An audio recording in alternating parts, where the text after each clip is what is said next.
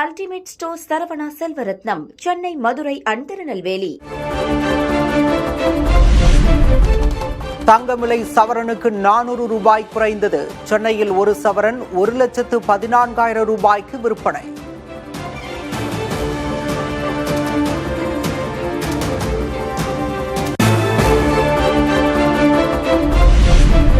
சென்னையில் 1 கிராம் வெள்ளி விலை 275 ரூபாயாகவே நீடிக்கிறது. 1 கிலோ வெள்ளி 2,75,000 விற்பனை.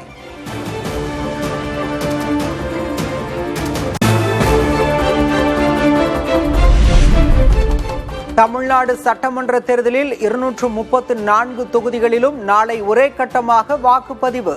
காலை 7 மணி முதல் மாலை 6 மணி வரை வாக்களிக்க ஏற்பாடு.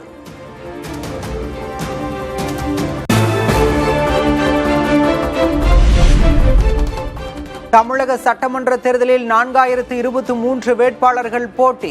வேட்பாளர் பட்டியலில் 443 பேர் பெண்கள், 3ஆம் பாலினத்தவர் ஒருவர்.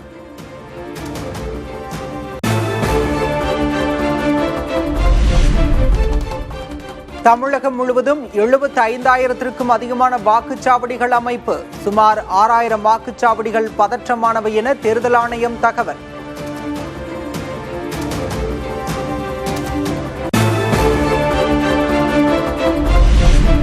வாக்குப்பதிவையொட்டி தமிழகத்தில் 1,50,000 லட்சம் காவலர்கள் பாதுகாப்பு. சுமார் 23,000 துணை ராணுவ படையினரும் குவிப்பு.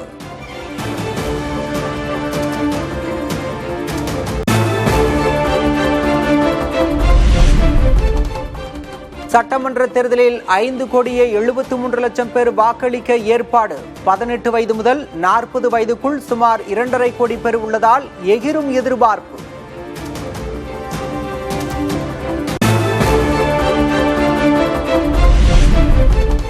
வாக்குச்சாவடி மையங்களுக்கு தேவையான 115 பொருட்கள் தயார். விரலில் வைக்கப்படும் மை, எழுதுகோல் என அனைத்தையும் பேக் செய்யும் ஊழியர்கள்.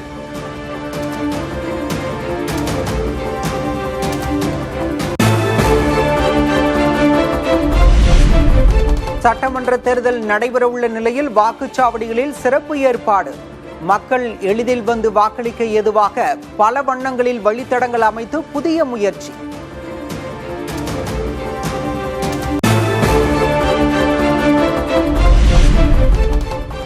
வாக்கு இயந்திரங்களை கொண்டு செல்லும் வாகனங்களில் ஜிபிஎஸ். தேர்தல் வாகனங்களில் ஜிபிஎஸ் கருவி பொருத்துவதை ஆய்வு செய்த அதிகாரிகள்.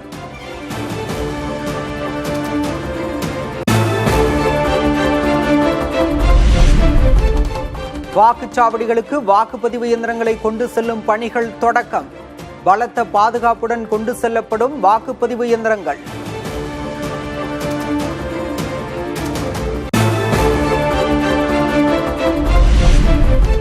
வாக்களிக்க சொந்த ஊர் செல்ல சென்ட்ரல் ரயில் நிலையத்தில் குவிந்த மக்கள். தென் மாவட்டங்களுக்கு 2 சிறப்பு ரயிலும், கோவைக்கு 1 சிறப்பு ரயிலும் கூடுதலாக அறிவித்தது தெற்கு ரயில்வே.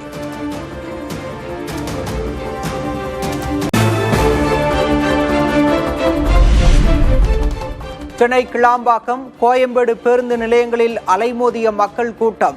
சட்டமன்ற தேர்தலில் வாக்களிக்க சொந்த ஊர் செல்ல பொதுமக்கள் ஆர்வம்.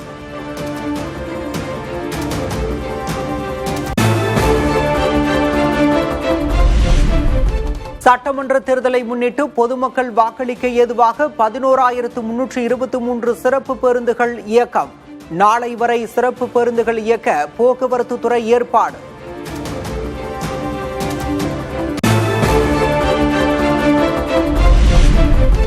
தென் மாவட்டங்களுக்கு செல்லும் ஆம்னி பேருந்துகளில் கூடுதல் கட்டணம் வசூலிப்பதாக குற்றச்சாட்டு. ஜனநாயக கடமையை நிறைவேற்ற சொந்த ஊர்களுக்கு செல்ல தயாராகும் மக்கள் அவதி.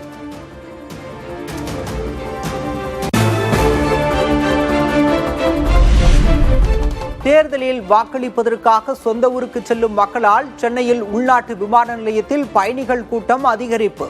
தூத்துக்குடி, மதுரை, திருச்சி, கோவை, சேலம் செல்லும் விமானங்களில் டிக்கெட் கட்டணங்கள் பல மடங்கு அதிகரிப்பு.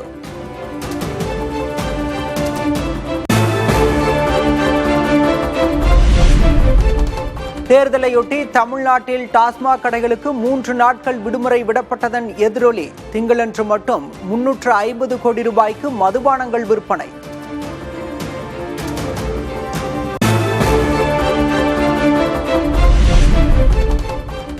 தமிழக சட்டமன்ற தேர்தலையொட்டி புதுச்சேரியிலும் அனைத்து மதுபான கடைகளும் மூடல். வாக்குப்பதிவு முடியும் வரை மதுபான கடைகளை திறக்க தடை.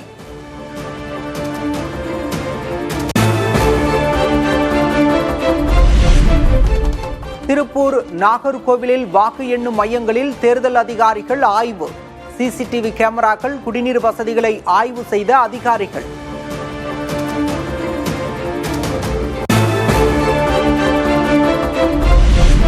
செல்வ பெருந்தகை மீது சட்ட நடவடிக்கை எடுக்க கோரி சென்னை காவல் ஆணையரிடம் புகார் அளித்த வருமான வரித்துறை.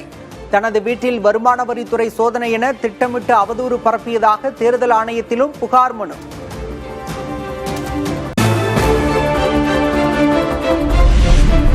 ராமதாஸ் படங்களை பயன்படுத்த அன்புமணி தரப்புக்கு சென்னை உரிமையியல் நீதிமன்றம் தடை. அன்புமணிக்கு எதிராக ராமதாஸ் தொடர்ந்த வழக்கில் சென்னை உரிமையியல் நீதிமன்றம் உத்தரவு.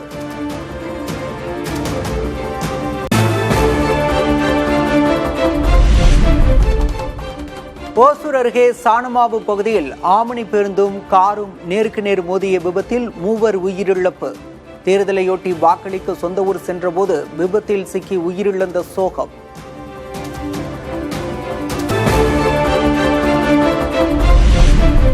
தமிழ்நாட்டில் 14 மாவட்டங்களில் சதமடித்த வெயில். சென்னை, வேலூர், மதுரை, திருச்சி, கரூர், பரமத்தியில் சுட்டெரித்த வெயில்.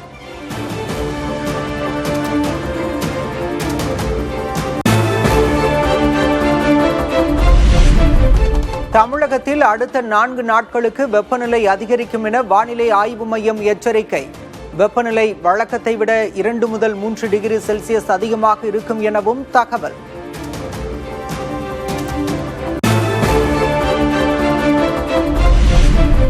கோடை வெயிலின் தாக்கத்தால் ஏற்படும் நோய்களுக்கு பாராசிட்டமால் மருந்தை அளிக்கக்கூடாது.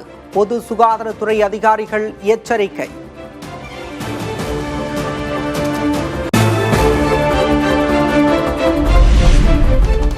விருதுநகர் மாவட்டம் ஸ்ரீவில்லிபுத்தூரில் இடிமின்னலுடன் 1 மணி நேரம் கனமழை.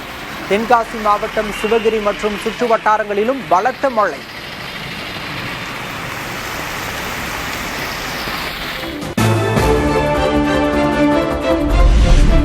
தஞ்சை, திருவாரூர் உள்ளிட்ட காவிரி படுகை மாவட்டங்களில் மழை பெய்யும் என வானிலை ஆய்வு மையம் அறிவிப்பு. ராமநாதபுரம், காரைக்கால் ஆகிய பகுதிகளிலும் மழைக்கு வாய்ப்பு.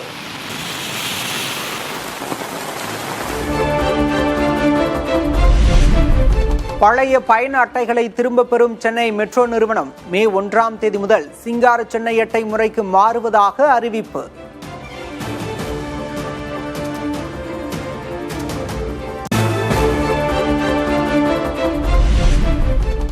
மதுரை மீனாட்சியம்மன் கோயில் சித்திரை திருவிழாவில் மத நல்லிணக்கம். மீனாட்சியம்மன் போல வேடமிட்ட சிறுமியை கொஞ்சி முத்தமிட்ட இஸ்லாமிய பெண்.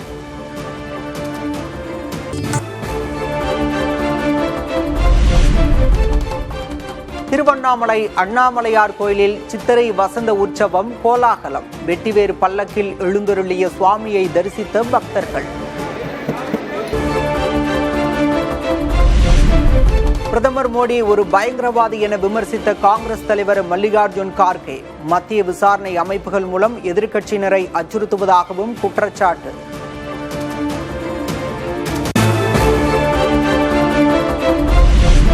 பிரதமர் மோடியை காங்கிரஸ் தலைவர் மல்லிகார்ஜுன் கார்கே விமர்சித்த விவகாரம். பாஜக தலைவர்கள் மட்டுமின்றி தேசிய ஜனநாயக கூட்டணி கட்சியினரும் கண்டனம்.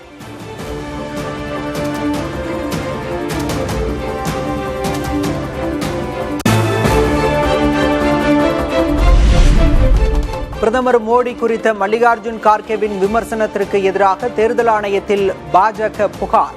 அவதூறான கருத்துக்கு கார்கே மன்னிப்பு கேட்க வேண்டும் என மத்திய அமைச்சர் கிரண் ரிஜிஜு வலியுறுத்தல்.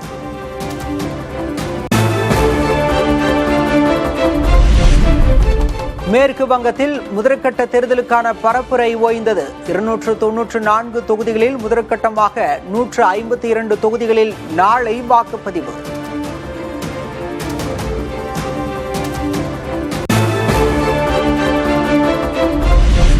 மேற்கு வங்க சட்டமன்ற தேர்தல் வரலாற்றில் முன் எப்போதும் இல்லாத வகையில் பலத்த பாதுகாப்பு. அனைத்து அரசு அலுவலகங்களிலும் உள்ள கண்காணிப்பு கேமராக்களையும் கட்டுப்பாட்டுக்குள் கொண்டு வந்த தேர்தல் ஆணையம்.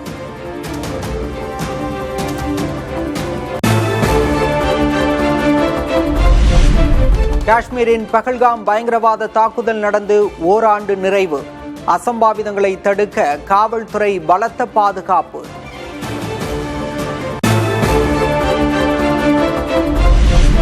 கேரள மாநிலம் திருச்சூரில் பட்டாசு வெடித்த விபத்தில் 13 பேர் உயிரிழப்பு.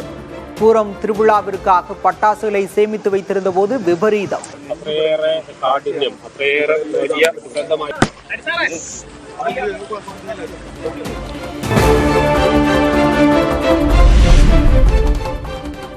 ஈரான் துறைமுகங்களை முற்றுகையிடும் அமெரிக்காவின் செயல்பாடுகள் தொடரும் என ட்ரம்ப் அறிவிப்பு. பேச்சுவார்த்தை நடத்துவதற்கு ஈரானில் நிலையான அரசாங்கம் இல்லை எனவும் கிண்டல்.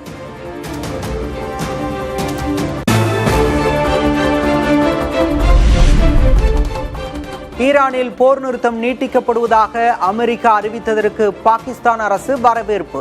அமெரிக்காவும் ஈரானும் பேச்சுவார்த்தையில் ஈடுபட்டு நிரந்தர தீர்வை எட்ட வேண்டும் எனவும் வலியுறுத்தல்.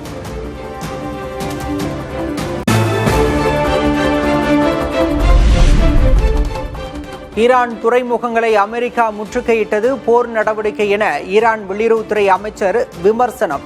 மிரட்டல்களை எவ்வாறு எதிர்கொள்வது என ஈரானுக்கு தெரியும் எனவும் அப்பாஸ் அராக்சி கருத்து.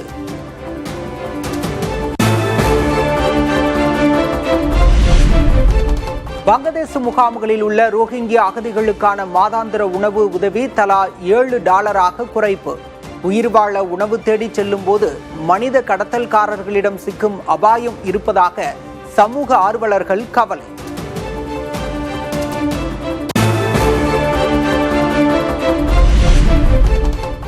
ஆயுத ஏற்றுமதி கொள்கையில் மிகப்பெரிய மாற்றம் செய்த ஜப்பான். போர் விமானங்கள், ஏவுகணைகள் போன்றவற்றை ஏற்றுமதி செய்ய இருந்த தடை நீக்கம்.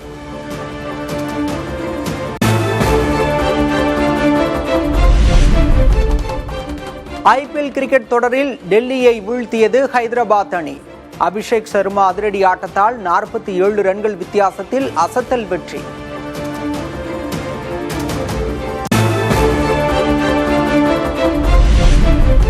ரஜினிகாந்த் நடிப்பில் நெல்சன் இயக்கிய ஜெயிலர் 2 படப்பிடிப்பு நிறைவு. படக்குழு அதிகாரப்பூர்வ அறிவிப்பு. Ultimate stores Saravana Selvaratnam, Chennai, Madurai, Tirunelveli.